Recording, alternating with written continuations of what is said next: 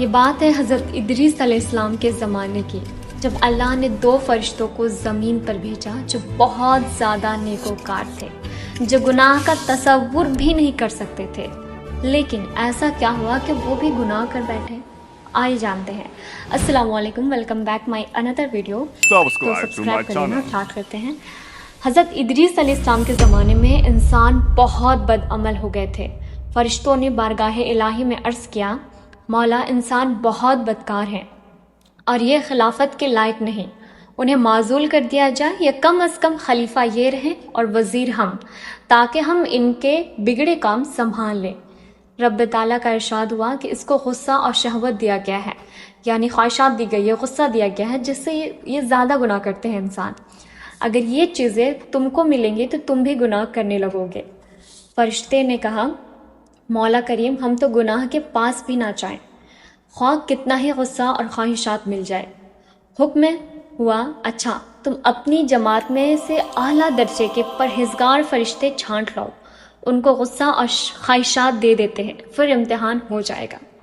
چنانچہ ہاروت اور ماروت جو بڑے ہی عبادت گزار فرشتے تھے انتخاب میں آئے، مطلب ان دونوں کو چنا گیا زمین پر بھیجنے کے لیے، جو بہت زیادہ نیکوکار تھے۔ حق تعالیٰ نے ان کو یہ چیزیں یعنی غصہ اور خواہشات دے کر شہر بابل میں اتار دیا اور فرمایا کہ تم قاضی بن کر لوگوں کا فیصلہ کیا کرو اور روزانہ اسم اعظم کے ذریعے شام کو آسمان پر آ جایا کرو۔ یہ دونوں 1 مہینے تک ایسے ہی آتے جاتے رہے۔ اتنے عرصے میں ان کے عدل انصاف کا عام چرچا ہو گیا اور بہت مقدمے ان کے پاس آنے لگے۔ ایک روز ایک نہایت حسین و جمیل عورت نے، جس کا نام زہرہ تھا، یہ ملک فارس کے رہنے والی تھی، اس نے اپنے خاوند کے خلاف مقدمہ دائر کیا۔ یہ دونوں اسے دیکھتے ہی عاشق زاد ہو گئے اور اس سے برے کام کی خواہش کی۔ اس نے کہا، میرا دن کچھ اور ہے اور تمہارا دن کچھ اور اختلاف ہوتے ہوئے یہ نہیں ہو سکتا۔ نیز میرا شوہر بہت غیر مند ہے، اگر اسے خبر لگ گئی تو مجھے قتل کر دے گا، لہٰذا پہلے تو آپ میرے بت کو سجدہ کرو اور پھر میرے شوہر کو قتل کرو، پھر میں تمہاری اور تم میرے۔ انہوں نے انکار کر دیا۔ وہ چلی گئی، مگر ان کے دل میں اس کی خواہش اب بھی تھی۔ آخر اسے پیغام بھیجا کہ ہم آپ کے گھر آنا چاہتے ہیں۔ سر آنکھوں پر یہ دونوں اس کے گھر پہنچ گئے۔ اس نے اپنے آپ کو آراستہ کیا اور ان سے بولی کہ یا تو آپ لوگ مجھے اسم اعظم سکھا دے، یا بت کو سجدہ کرے، یا شوہر کو قتل کرے، یا شراب پی لے۔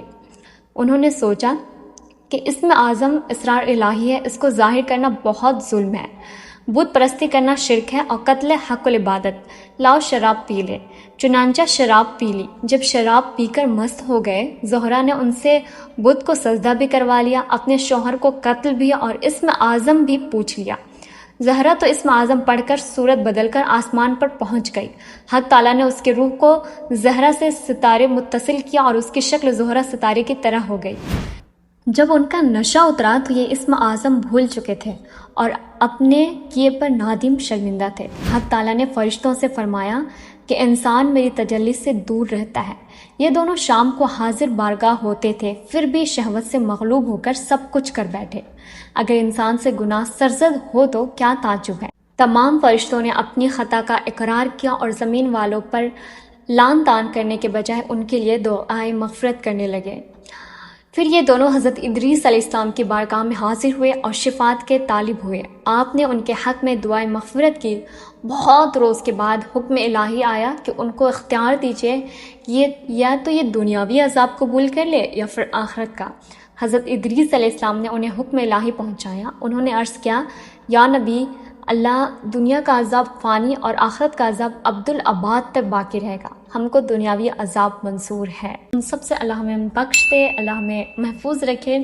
آئی ہوپ آپ کو یہ سٹوری اچھی لگی ہوگی، تو ویڈیو کو لائک، شیئر اور سبسکرائب کرنا مت بھولیں، اور انشاءاللہ اس طرح کی ویڈیوز میں بناؤں گی جب مجھے ٹائم ملے گا۔